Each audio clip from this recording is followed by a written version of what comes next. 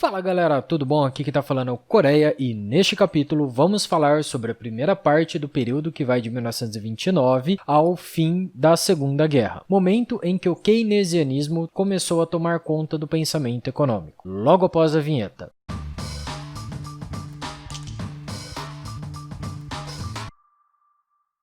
Se você está vendo esse capítulo no YouTube e não é inscrito no canal, se inscreva e ative o sininho para receber uma notificação quando for lançado um vídeo novo. Se estiver ouvindo o podcast, não se esqueça de curtir e seguir para não ficar de fora quando tiver novos episódios. Chega de enrolação e vamos lá para o conteúdo. Em 1936, John Maynard Keynes publicou o seu livro Teoria Geral do Emprego, do Juro e da Moeda, fazendo com que seu modelo econômico fosse lido e posteriormente utilizado em todas as economias, dando fama ao dito economista. Antes de sua tese ser publicada, as pessoas acreditavam nas ideias dos livres mercados de Adam Smith, onde os mercados encontram um equilíbrio natural, sendo possível encontrar trabalho de maneira fácil. Com os escritos de Keynes, as ideias de causa e efeito foram viradas do avesso, além de mostrarem que a macroeconomia, ou seja, a economia como um todo de um determinado território, funciona totalmente diferente da microeconomia, que é uma pequena fatia da macroeconomia. Apesar das ideias serem avessas à escola clássica de economia, Keynes foi formado nela, mas sempre deixou claro que demorou para entender que a mesma tinha conceitos errados e falhos na sua opinião. Antes do século XX, o maior problema era a pobreza e não o desemprego, principalmente em meados de 1880, quando a Grã-Bretanha e os Estados Unidos passaram por um rápido crescimento, ocasionado pela Revolução Industrial que começou na Inglaterra, gozando assim de avanços no padrão de vida de toda a população, apesar da miséria continuar presente na vida de alguns cidadãos. No final do século XIX,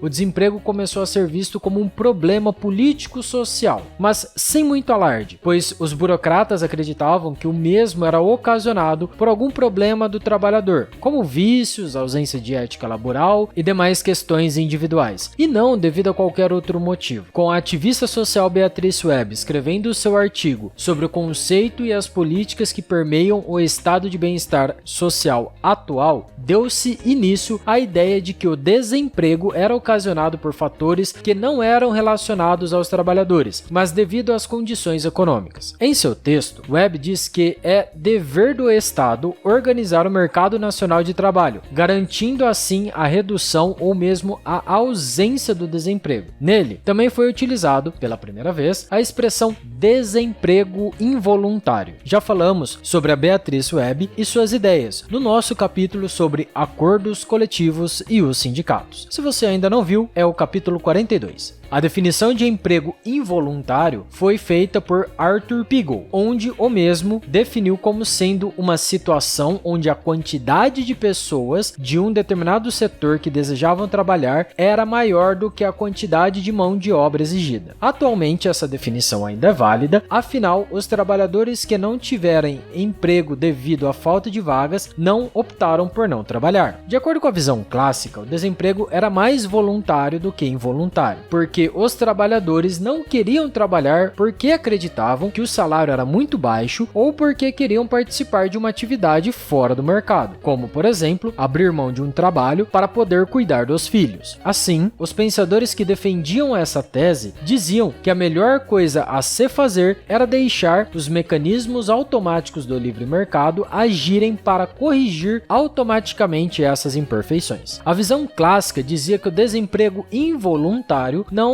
iria persistir por muito tempo, pois o mercado voltaria ao pleno emprego rapidamente. No começo, Keynes acreditava nessa ideia, principalmente porque em seu livro O Tratado do Dinheiro, dizia que as empresas possuem apenas 3 opções quando a venda cai mais rapidamente do que os custos, que seriam suportar as perdas, fechar as portas ou se empenhar juntamente com os trabalhadores para reduzir os lucros por unidade produzida, pois só assim era capaz de se restaurar o verdadeiro equilíbrio equilíbrio do mercado. Entretanto, depois do crash da Bolsa de Nova York em 1929 e da Grande Depressão ocasionada pela crise, Keynes abandonou a economia clássica. A produção mundial começou a entrar em uma espiral decrescente nesta época, chegando a cair 40% nos Estados Unidos. Em apenas 2 anos, a renda nacional americana caiu mais de 50% e em 1933, mais de 14 milhões de americanos estavam desempregados. Como a queda da renda foi abrupta, a paisagem mudou de uma hora para outra, escancarando a miséria e a pobreza que assolava a população. Observando essa nova realidade, Keynes escreveu o seu livro Teoria Geral, tomando como ponto de partida a Grande Depressão. Aparentemente, o mercado era incapaz de corrigir os problemas ocasionados pelo crash da Bolsa de Valores. Keynes salientou que o número de pessoas ativas na economia é determinado pelo nível dos salários reais, que é o nível dos salários em relação ao preço dos bens e serviços que são ofertados. Quando ocorre uma recessão, os preços dos bens tendem a cair muito mais rápido do que os níveis dos salários, devido ao fato da procura de bens ser reduzida e, por consequência, o preço tenderá a cair, enquanto os trabalhadores resistem ao máximo que podem para não terem seu salário reduzido. Isso faz com que o preço real aumente artificialmente, aumentando o número de pessoas dispostas a trabalhar e diminuindo o número de trabalhadores que as empresas procuram, pois agora a mão de obra está mais cara, aumentando assim o desemprego. De maneira geral, isso seria resolvido se a mão de obra excedente estivesse disposta a receber menos do que o salário atual, algo que se resolveria por si só, de acordo com os economistas clássicos. Porém, Keynes disse que os salários podem ser rígidos, monetariamente falando, fazendo com que o desemprego continuasse, pois os trabalhadores seriam incapazes de voltar ao trabalho aceitando salários cada vez menores. Keynes disse que, como a procura dos bens da economia diminui em casos de crises, os trabalhadores querem oferecer mais serviço, mas como as empresas precisam produzir mais para empregar, elas não o querem fazer porque a procura por bens está em declínio, aprisionando os trabalhadores e as empresas em uma espiral de desemprego e subprodução. No fim, Keynes chegou à conclusão de que o desemprego involuntário não tinha nada a ver com as questões individuais de cada trabalhador. Com essa conclusão em mente, moldou a solução que muitas pessoas conhecem: deixar o governo gastar mais na economia, aumentando assim a procura dos produtos de maneira global, estimulando as empresas a contratar mais pessoas, aumentando o preço dos produtos e serviços, fazendo com que os salários reais diminuam, voltando assim à situação de pleno emprego. Sua ideia era tão simples que não importava onde o governo iria gastar o seu dinheiro. Tanto que há uma afirmação muito conhecida dele, onde Keynes diz que o tesouro poderia encher garrafas usadas com papel e moedas para depois as enterrar, deixando que a iniciativa privada as desenterrasse. O importante era que o governo injetasse demanda na economia. O resto era supérfluo. A teoria geral é muito difícil de ser entendida e poucas pessoas realmente a compreendem perfeitamente. Inclusive, seu autor disse que ela é complexa, mal organizada e obscura em certas partes. Para se ter uma ideia, ainda hoje se discute qual a diferença entre desemprego voluntário e involuntário para Keynes. Uma das várias explicações para o desemprego ser involuntário se dá pela mão de obra das empresas ser determinada pelo salário real que as empresas devem pagar aos seus trabalhadores. Os trabalhadores só podem negociar o montante salarial daquele determinado serviço e daquele determinado setor com aquela determinada empresa. Não existe como eles tentarem negociar o salário médio de uma determinada nação, por exemplo. Em alguns casos, os salários menores podem reduzir o custo da produção e também os preços dos bens, mantendo o salário real nivelado, não conseguindo acabar com o desemprego. E nesses casos, ele seria involuntário, pois os trabalhadores ficam impotentes, ou seja, não podem interceder de algum jeito para que tenham emprego. Além disso, existe a ideia de que os sindicatos podem vir a se intrometer através de acordos coletivos para resistirem ao ajuste dos salários ao nível necessário para que haja pleno emprego, garantindo que os desempregados continuem sem trabalho.